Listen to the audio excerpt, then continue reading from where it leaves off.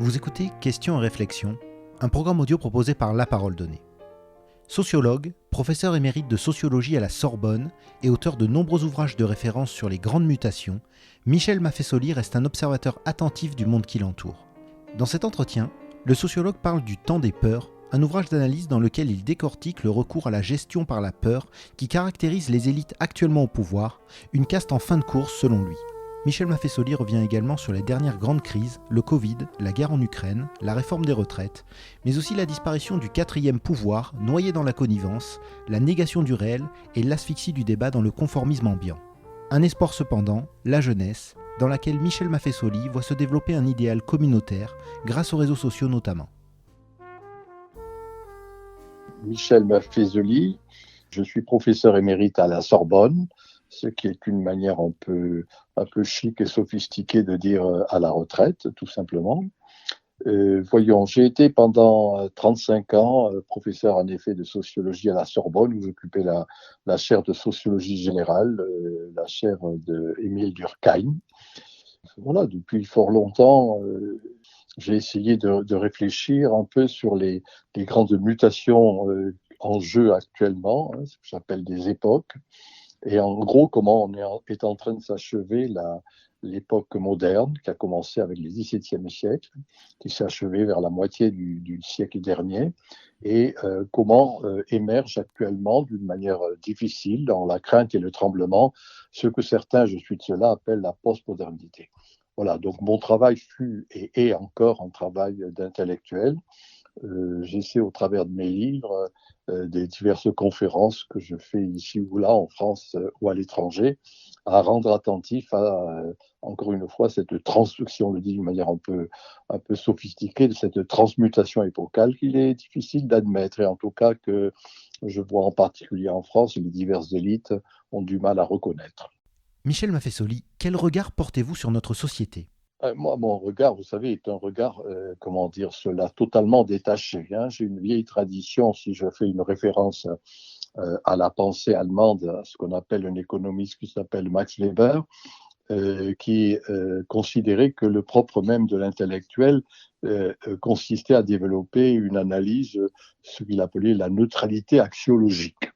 C'est-à-dire que alors moi j'ai fait mienne cette hypothèse, ce qui n'est pas évident, hein, parce que nombre d'intellectuels, et en particulier des sociologues, font toujours état de leurs convictions, hein, c'est-à-dire ce que devrait être le monde, ce qu'ils aimeraient qu'il soit, etc. Moi non, je constate un certain nombre de choses. Alors le regard que je porte sur la France actuellement, ben voilà, c'est que il y a, comme dans beaucoup d'autres pays, cette mutation, ce passage que j'ai dit il y a un instant entre la modernité et la postmodernité, et que, à bien des égards, les élites, pour moi, très simplement, les élites, ceux qui ont le pouvoir de dire et de faire, c'est-à-dire politiques, journalistes, maintenant experts de tous autres, ce qu'on appelle des experts, continuent à bien des égards à avoir des valeurs, encore une fois, qui ont bien marqué, qui ont été très belles, qui ont constitué ce que fut la France au XVIIIe, XIXe et tout au long du XXe siècle, et ont du mal à reconnaître et à apprécier que d'autres valeurs sont en gestation, en particulier justement chez les jeunes générations. Alors moi, le regard que j'ai, si je réponds très simplement, c'est que il y a ce décalage, ce déphasage entre les élites et le peuple, si je puis dire ainsi, et on a tendance à avoir une conception constamment ou totalement de collapsologie, la sinistrose, hein, tout fout le camp, etc. Moi, au contraire, je repère, oui, qu'il y a une décadence de certaines valeurs modernes et en même temps la renaissance d'autres types de valeurs que j'ai essayé d'analyser. Qu'est-ce que le Temps des peurs auquel vous venez de consacrer un ouvrage ? Je considère que la peur, et d'ailleurs dans le livre qui est intitulé Le temps des peurs, je le rappelle, la peur est, pour le dire un peu comme ça, d'une manière un peu académique, une structure anthropologique. C'est-à-dire c'est une constante qui nous constitue, qui constitue notre espèce animale, globalement et à chacun d'entre nous. Donc la peur est là. Hein. La peur, on l'a aux entrailles, si je puis dire. Hein. La peur, c'est la peur de la mort, la peur de la finitude sous ses diverses modulations, la peur de la maladie, la peur des trahisons, etc. Bien. Donc, vous voyez, c'est quelque chose qu'on va retrouver d'une manière constante. C'est pour ça que j'appelle cela une structure anthropologique. Cela dit, suivant les époques, il y a une manière de gérer cette peur, hein, de la ritualiser, de l'homéopathiser, de ne pas la rendre par trop évidente. Et ce sont les sociétés équilibrées qui, justement, savent en quelque sorte ritualiser cette peur. Il est d'autres moments, et je considère que nous sommes dans un de ces moments, où justement on ne sait pas ritualiser cette peur, et donc elle devient, elle devient à cause d'une élite, pour moi, en déshérence, qui est en fin de course, elle devient une stratégie de manière à ce que cette élite garde en quelque sorte son pouvoir. Voilà un peu mon hypothèse. C'est-à-dire que, encore une fois, je l'ai dit il y a un instant, ces élites, hein, je répète, ceux qui ont le pouvoir de dire et de faire, continuent à rester sur les grandes valeurs modernes, l'individualisme, le rationalisme, le progressisme, et ne se rendent pas compte que ce qui est en jeu actuellement, c'est tout à fait autre chose. C'est plus le jeu, c'est le nous. C'est plus le rationalisme, c'est l'émotionnel. Ce n'est plus le progressisme, c'est plutôt vivre au présent, cueillir aujourd'hui les rôles de la vie, si je le dis à la manière de Ronsard. Et donc, du coup, il y a cette espèce de décalage, je répète, entre les élites et le peuple. Et du coup, ces élites qui ne sont plus en phase, eh bien, emploie des stratégies, et c'est la stratégie de la peur, ce qu'on a pu dire sur la psychopandémie que l'on vient de vivre, la présentant comme étant quelque chose d'effrayant, de catastrophique, une pandémie, hein, alors qu'il y a, avec toutes les attitudes hystériques. Maintenant, ce qui va se développer au travers d'une guerre en Europe, l'Ukraine en la matière, demain, ça sera quelque chose, une stratégie de la peur concernant l'eau, concernant le climat ou autre, peu importe. Vous voyez, ce que je veux dire, c'est que d'une certaine manière, moi je ne dis pas que cela n'existe pas. Par exemple, que la maladie que l'on a vécue n'existait pas. Non, elle a existé, elle est réelle. Je ne dis pas que la guerre n'existe pas. Bien évidemment, le conflit est là. Mais disons, la manière dont on se sert de cela pour maintenir un pouvoir. Voilà un peu ce qui me paraît être le propre de tous les moments où il y a un désaccord, un déphasage, encore une fois, entre le pouvoir institutionnel et la puissance instituante, c'est-à-dire celle du peuple. Pourquoi dites-vous que le mensonge s'est généralisé parmi les élites ? C'est pas nouveau le mensonge. Hein, et de mon point de vue, je suis un homme du Sud, un Méditerranéen, hein, quid nobis sous le soleil. Il n'y a rien sous le soleil. Hein, on voit revenir d'une certaine manière des éléments, encore une fois, structurels qui sont constitués de nos sociétés. Mais c'est la même chose que ce que j'ai dit tout à l'heure. Il y a des moments où, dans le fond, il y a des vérités, il y a des sincérités. C'est quand il y a un petit peu d'accord, encore une fois, hein, si je reprends mon idée que je l'ai un peu incidemment indiquée tout à l'heure, entre le pouvoir et la puissance, hein, c'est-à-dire entre les élites et le peuple, quand il y a un petit peu d'accord, ce fut l'idéal démocratique, par exemple, ça marche. C'est-à-dire il y a un ajustement. Il est des moments, et je considère que c'est le cas actuellement, où justement il n'y a plus cet accord, il y a un désamour très fort, et du coup, ces élites utilisent, et on le voit, on le sait, maintenant ça commence à se dire de diverses manières et de manière de plus en plus affichée, eh bien que c'est une succession de mensonges. L'image que je donne, moi, pour rendre plus attentif à cela, c'est une suite de sincérités successives. Vous voyez, hein, on a pu le voir au travers des discours politiques en particulier, où à un moment donné, on dit ça, c'est une sincérité. La même personne, le même ministre, 3 mois après, parfois quelques jours après ou un an après, dit exactement l'opposé de ce qu'il disait auparavant. Vous voyez, alors c'est ce que j'appelle d'une manière ironique des sincérités successives.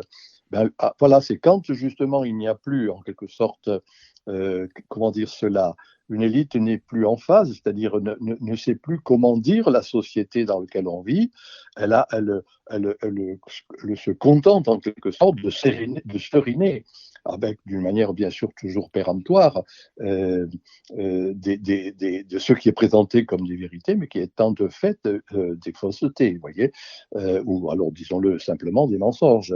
Je dis d'une manière un peu amusante celui que j'appelle ce grand théoricien qui est Raymond DeVos. Il disait, quand j'ai rien à dire, je veux que ça se sache. Voilà. Eh bien, dans le fond, les mensonges, c'est que j'ai rien à dire, ou plus exactement, je ne suis plus en phase avec la vie quotidienne, la vie réelle, la vie de tous les jours.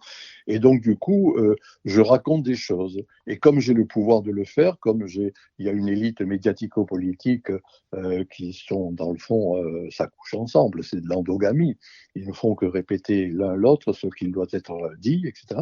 Eh bien voilà, il y a ces espèces de sincérité qui sont fondamentalement des mensonges réels. Aujourd'hui, on dénonce le complotisme à tout propos. On oppose le camp du bien au camp du mal, distingue ceux qui savent et les ignorants. Comment ces arguments ont-ils pu se développer et prospérer en France ?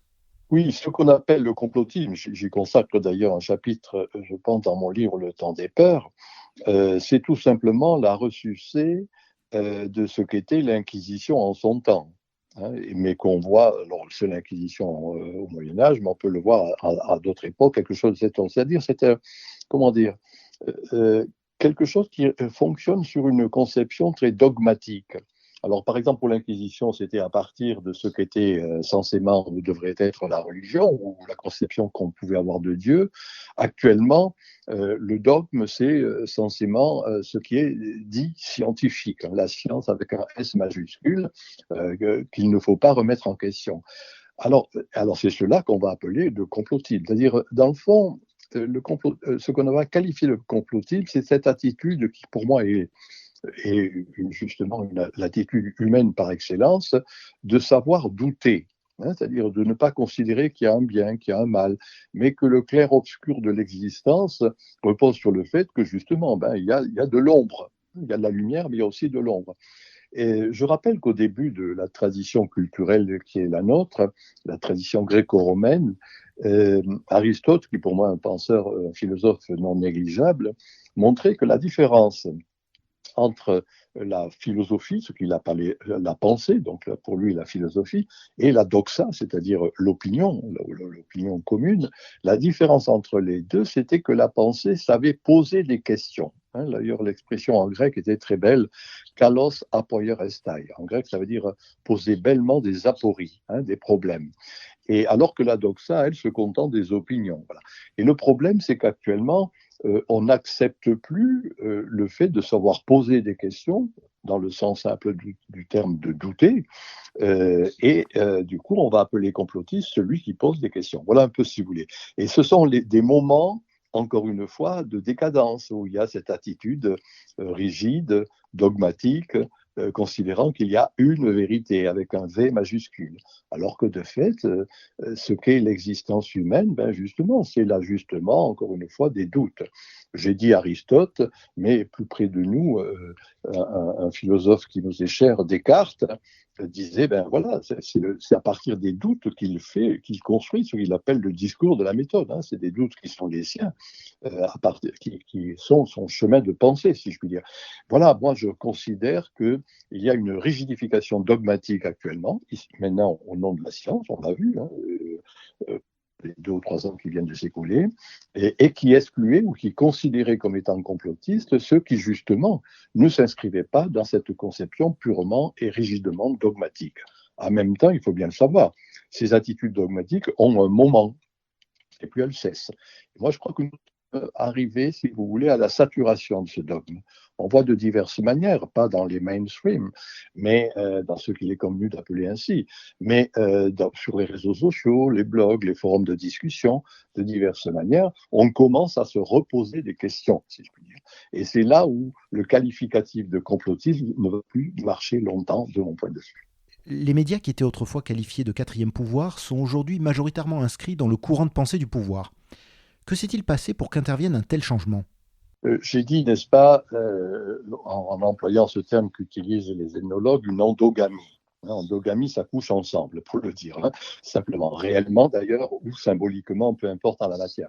Mais en gros, c'est une caste où ils se retrouvent, ils se connaissent, ils s'entendent d'une certaine manière. Et du coup, j'utilise souvent cette expression, l'oligarchie médiatico-politique. Médiatico-politique, étant entendu qu'il y a un lien de parenté très fort, encore une fois, par des connivences, et puis parce que tout simplement, ils habitent ensemble dans les mêmes quartiers, ils développent les mêmes idées, et il suffit de le voir actuellement, au niveau de ce qu'on est convenu d'appeler les mainstream, que ce soit télévision, que ce soit radio, que ce soit bien sûr presse, on reprend toujours les mêmes et qui susurrent, qui répètent les mêmes idées. Voilà. Et c'est en ce sens que le journalisme, malheureusement, alors qu'il avait une position qui était, à le fond, une position de critique par rapport au pouvoir, en fait, maintenant, on fait partie de ce pouvoir. Vous voyez, je donne deux exemples, moi, qui me sont chers. À la moitié du 19e siècle, Hegel rappelait que la lecture du journal était la prière de l'homme moderne, disait-il. Voilà la formule qu'il employait, c'est-à-dire il était nécessaire qu'il y ait cette lecture, étant entendu d'ailleurs que le journal ne faisait que rendre public ce que par les penseurs, qui était la réflexion de ces penseurs. Et quelques décennies plus tard, Nietzsche, d'une manière très violente et non moins juste, parlant de la presse, disait vomitus matutinus, le vomi matutinal, ou encore il disait encore un siècle de journalisme et les mots pueront. Voilà. Eh bien, voilà un peu, si vous voulez, ce glissement qui est analysé au XIXe siècle et qui n'a fait que s'accentuer de nos jours. C'est-à-dire que de fait, à bien des égards, il y a dans la presse des Niagara d'eau tiède de bons sentiments. Voilà ce que doit être le monde, ce qu'il conviendrait qu'il soit. Et ces Niagara d'eau tiède de bons sentiments, eh bien, ils ne font en quelque sorte que répéter ce qui sont les injonctions d'un pouvoir. Je répète, d'un pouvoir en déshérence, d'une élite qui est en faillite actuellement. Moi, je crois qu'il y a la faillite des élites, mais il se trouve que les journalistes ne font que répéter encore une fois ce qu'on leur demande de répéter. Il y avait eu, dans les quelques décennies qui viennent de s'écouler, une méfiance vis-à-vis des intellectuels. Ensuite, ça a été comme étant déjà abstrait, non incarné. Ensuite, une méfiance vis-à-vis des politiques. Et l'abstentionnisme, contemporainement, en est une expression qui va se développer de mon point de vue. Et de plus en plus, moi je le signale, c'est une méfiance vis-à-vis justement des journalistes, les trois catégories constituant ces élites, et c'est une méfiance vis-à-vis de ces journalistes qui fait que il suffit de voir tout simplement, je dirais, le fait que, à l'encontre de ce qui est dit, quand on additionne les lectorats du Monde, de Libération, du Figaro, ça fait, dit-on, au maximum 500 000 lecteurs. Vous voyez, c'est une minorité par rapport aux Français. Il en est de même des chaînes télévisuelles, où quand les chaînes de télé continue sont fiers d'avoir 600 000 auditeurs, et ils en sont ravis. Mais vous voyez, ce que c'est quand même, c'est pas énorme. Alors que au-delà de cette espèce d'insatisfaction et du fait qu'on ne croit plus à ce que disent les journalistes, il y a un développement des réseaux sociaux, des blogs, des forums, et je dirais que c'est là qu'est en train de se constituer, je dirais, l'alternative à ce journalisme déphasé, déconnecté et à bien des égards méprisant vis-à-vis du peuple. On vous voit assez peu sur les plateaux télé où sont quotidiennement décortiqués les événements politiques et sociaux. Pensez-vous que votre analyse de la situation dérange ? Oui, bien sûr, elle a souvent dérangé. D'abord à l'université, mes chers collègues, si vous voulez, qui considéraient que ma position était par trop libre et je ne me suis jamais reconnu ni de droite ni de gauche, etc. Je n'avais pas ces qualificatifs. De la même manière, c'est vrai que je suis quelquefois invité sur ce qu'on appelle les plateaux télé. J'y vais avec plaisir, mais je ne suis pas fan de cela. Et j'en refuse d'ailleurs, je dois vous avouer, beaucoup, en fonction de divers critères. Mais pour moi, c'est pas ça l'essentiel, si vous voulez.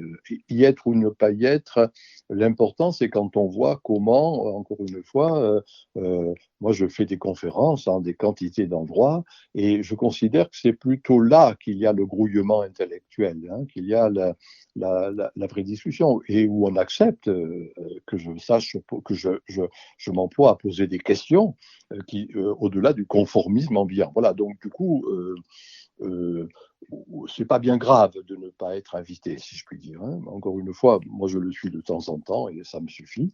Mais je considère que l'essentiel, c'est plutôt les conférences, les discussions. Et ça, vous voyez, il y en a beaucoup.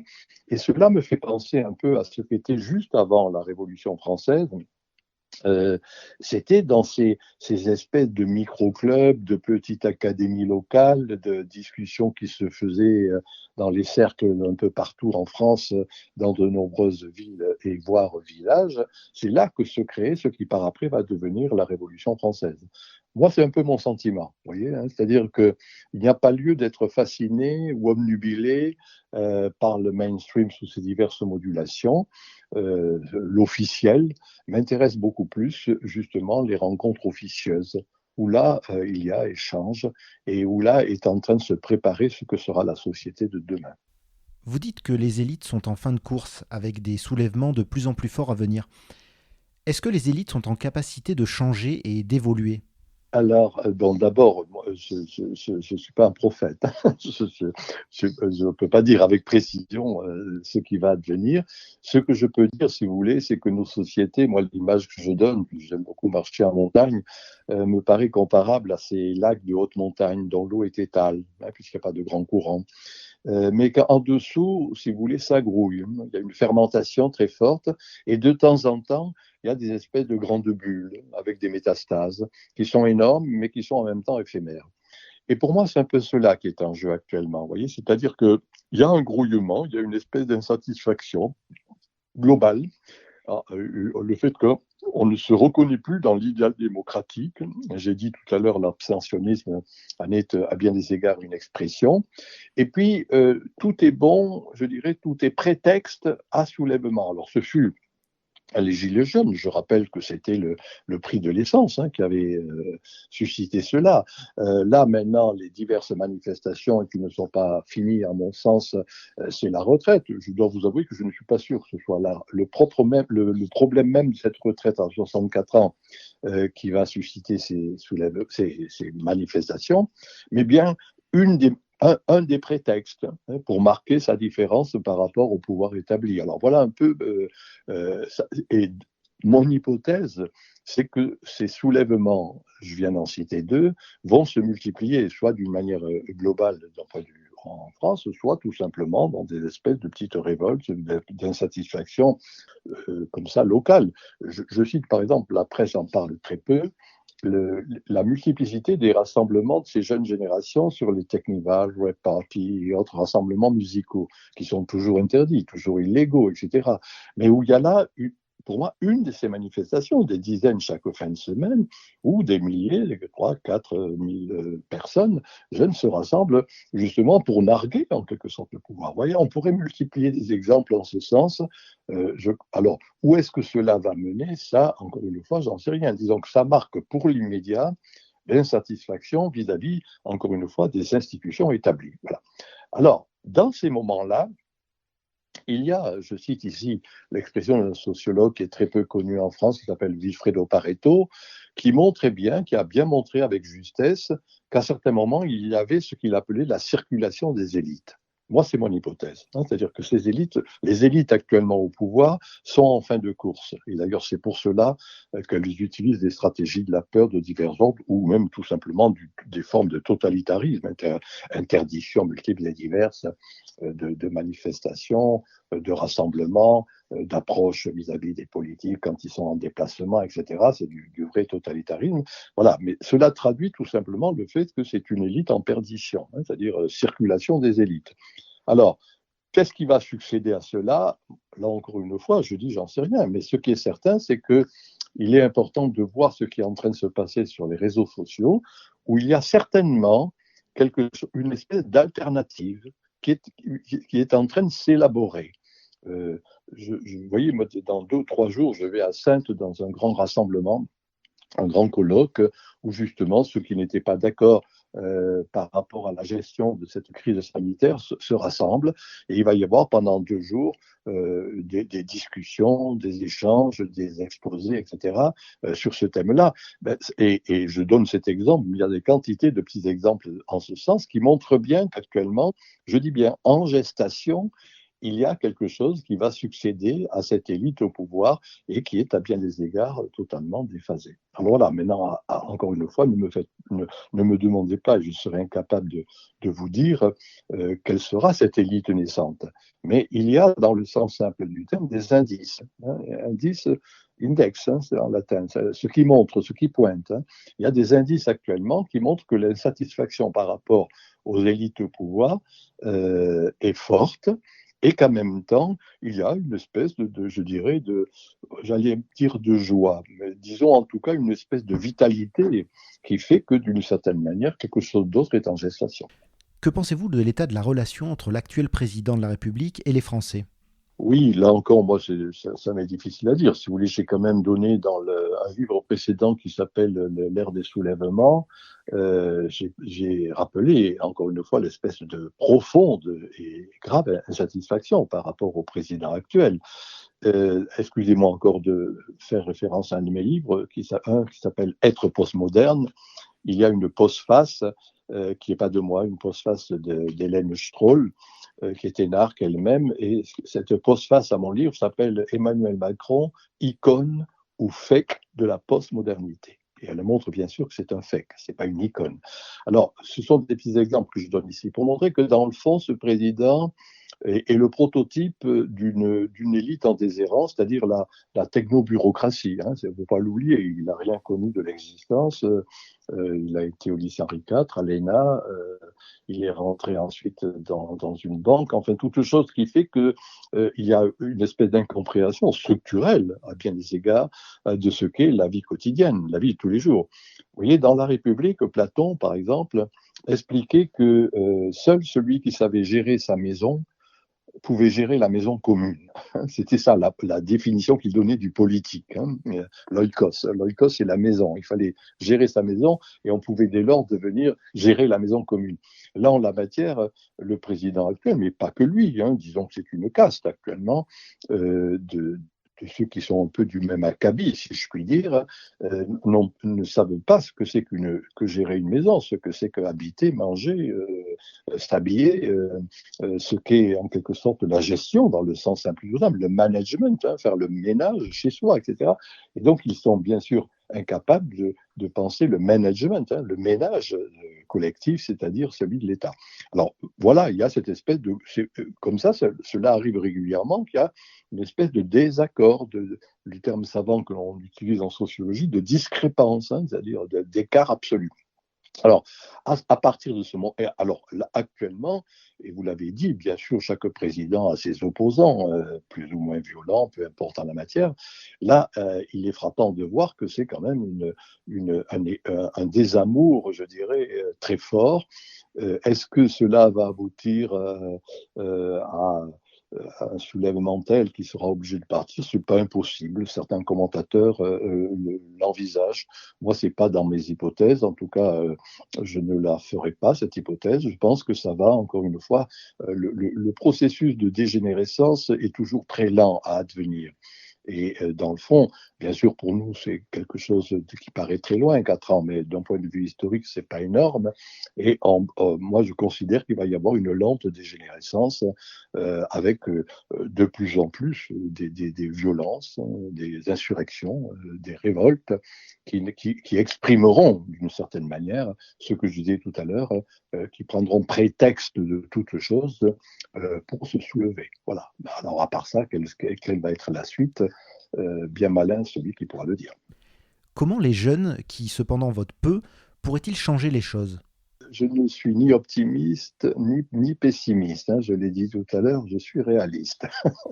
C'est-à-dire, j'essaie de voir tout simplement ce qui est en jeu et que c'est en étant un voyeur qu'on peut devenir éventuellement un voyant. Voilà. Alors, cela dit, cette précaution étant faite, euh, oui, moi je considère que ces jeunes générations, à l'encontre de ce qu'il est trop fréquent de dire, tout fout le camp, ils n'ont plus de valeur, il y a une espèce de vitalité et de vitalisme. Moi, je dois vous avouer une chose, hein, il ne se passe pas une semaine que je ne discute pas, que je ne reçoive pas chez moi, ma porte est ouverte, et une série de jeunes étudiants qui viennent me voir parce qu'ils ont lu tel ou tel de mes livres, et où ils m'ont entendu ici ou là, et ils ont envie de discuter avec moi, et je suis frappé de voir quelle est la, la, la vitalité intellectuelle qui est la leur, et pour ça, c'est des vraies discussions qui s'élaborent entre eux et moi, et en tout cas, moi, ils m'apprennent énormément de choses. Je donne cela d'une manière anecdotique pour dire que, à l'encontre de ce qu'il est fréquent de dire, bon, voilà, ils sont là et ils existent, ils seront la société de demain, et de mon point de vue, ils sont déjà la société d'aujourd'hui. Cela dit, ils ne se reconnaissent plus, soyons clairs, dans ce qui fut le bel idéal démocratique. Quand cette grande dame de la pensée, Hannah Arendt, cette idée, l'idéal démocratique, c'est elle qui l'a développé, montrant comment cela se met en place, avec des erreurs, des reculs, des oppositions, etc. Elle a dit, voilà, j'ai une représentation philosophique, un ensemble d'idées, j'arrive à vous convaincre, vous me donnez votre voix, c'est la représentation politique. Donc, représentation philosophique, représentation politique. C'est le vote, c'est la démocratie. Et de mon point de vue, c'est cet idéal démocratique qui est fini actuellement. Ça ne marche plus. Alors, j'ai dit tout à l'heure les 53% d'abstention qui sont en jeu dans diverses élections. Je rappelle ce qu'on ne dit pas, c'est qu'il y a 84% des jeunes qui ne votent pas, qui s'abstiennent. C'est 53% population totale, mais c'est 84 des jeunes générations, premièrement. Deuxièmement, ce qu'on ne dit jamais, c'est que, outre cet abstentionnisme, il y a ce qu'on appelle les non-inscrits sur les listes électorales. 3 à 4 millions de gens, de Français, en position de voter, qui ne s'inscrivent pas. Et en particulier de ces jeunes. Il suffit de se déplacer, de déménager, etc. Si vous ne prenez pas l'initiative de vous faire inscrire, d'être inscrit, eh bien, vous êtes un non-inscrit, et donc vous ne votez pas, bien évidemment. Donc, si on additionne l'abstentionnisme, les non-inscrits, les votes blancs et les votes nuls, eh bien, on se rend compte qu'actuellement, un élu d'un président au député représente entre 10 et 11% de la population. Ce n'est plus de la représentation. Donc, de mon point de vue, on n'est plus dans cet idéal démocratique. Cet idéal démocratique, c'est fini. D'ailleurs, c'est intéressant de voir comment ces élites, soi-disant démocrates, aiment très peu le peuple. Ils ne sont pas démophiles, comme je le dis. Ils sont censément démocrates, ils ne sont pas démophiles. Alors, à côté de cela, et c'est là où il y a lieu d'être attentif, c'est que s'élabore, en particulier grâce autour de ces jeunes générations, ce que j'ai proposé d'appeler, moi, un idéal communautaire en gestation. L'idéal communautaire, je reprends ici ce qui fut un de mes livres dont on parle assez souvent, d'ailleurs, Le temps des tribus. J'avais fait exprès de rendre attentif au fait qu'il y avait de plus en plus des tribus, de quelque sorte que ce soit religieuses, sexuelles, musicales, sportives, peu importe en la matière, et que dans le fond, quand les ethnologues nous parlaient des tribus, dans les jungles stricto sensu, la tribu, c'était une manière de serrer les coudes, de vivre, lutter contre l'adversité végétale, animale, d'autres groupes, etc.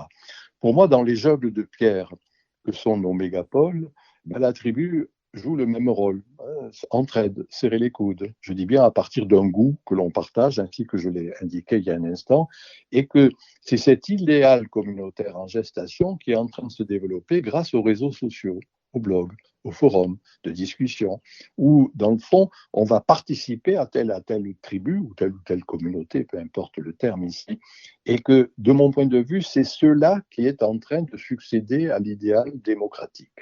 J'appelle cela, moi, un idéal communautaire en gestation.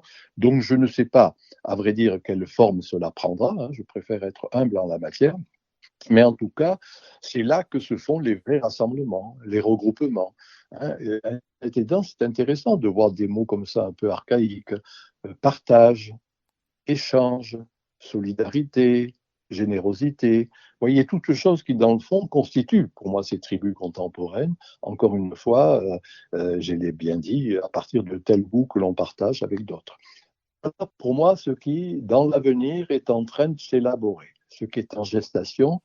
Alors, on n'est plus dans la République une et indivisible, mais dans la res publica, la chose publique, qui, un peu à l'image d'une mosaïque, va voir s'ajuster ces diverses. La mosaïque, les pièces gardent leur couleur, leur structure, etc. Et pour moi, dans la mosaïque sociétale en gestation, c'est un peu cela qui est à l'état naissant. Encore une fois, bien évidemment, comme tout ce qui est à l'état naissant, c'est pour le meilleur et pour le pire. Et il convient d'accompagner cela pour que ça ne devienne pas du pire.